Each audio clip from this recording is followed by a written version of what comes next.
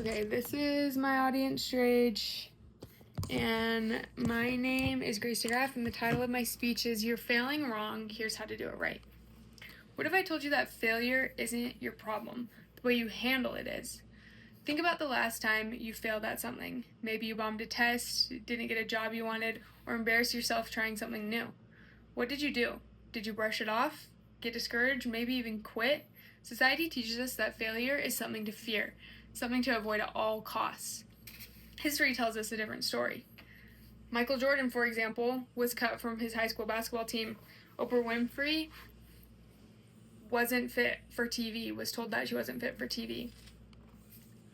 The difference between them and most people, they knew how to fail the right way. And that's exactly what I'm going to teach you today. Because if you don't learn to fail properly, you'll never succeed. The problem isn't failure itself. It's that we've been failing the wrong way. We see failure as a stop sign when it should be a stepping stone. Today, I'm going to show you how to turn failure into success by changing your mindset. First, I'm going to talk about the wrong way to fail and why most people get it wrong. Let's look at why most people fail so badly. Studies show that the fear of failure makes people quit early rather than learning from their mistakes. The most successful people in any field fail more often than the average person. Why? Because they keep trying. Take J.K. Rowling, for example. She was rejected 12 times. And what if she stopped at 11? She wouldn't have gotten anywhere. What about Thomas Edison? He failed 1,000 times before inventing the light bulb. When asked about it, he said, "I didn't fail 1,000 times. The light bulb was just a 1,000-step process." The key takeaway?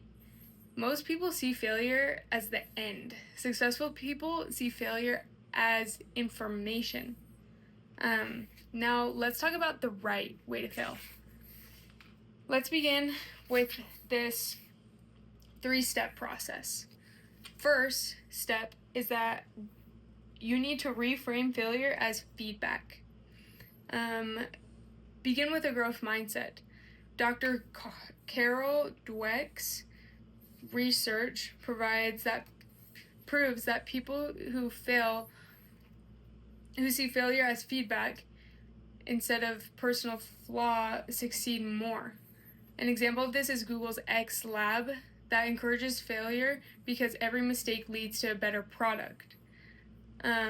The next step is fail fast, but fail small. Smart failure is calculated failure. Successful people don't risk everything at once. They test and adjust and retry. An example of this is Netflix. Netflix started as a DVD rental service before transitioning into streaming. They evolved by testing what worked and became very successful, as we all know. Step 3 is to keep moving no matter what. The biggest mistake? Stopping too soon. Angela Duckworth's study on grit found that perseverance, not talent, predicts success. I challenge you guys to think about something you've quit because of failure. What if you had tried one more time? Just think about that and ponder. I just want to conclude and say that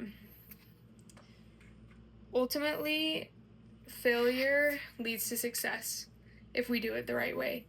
And most successful people in history didn't avoid failure, but they mastered it. And the difference between someone who succeeds and someone who quits is simple. One of them understood how to fail correctly.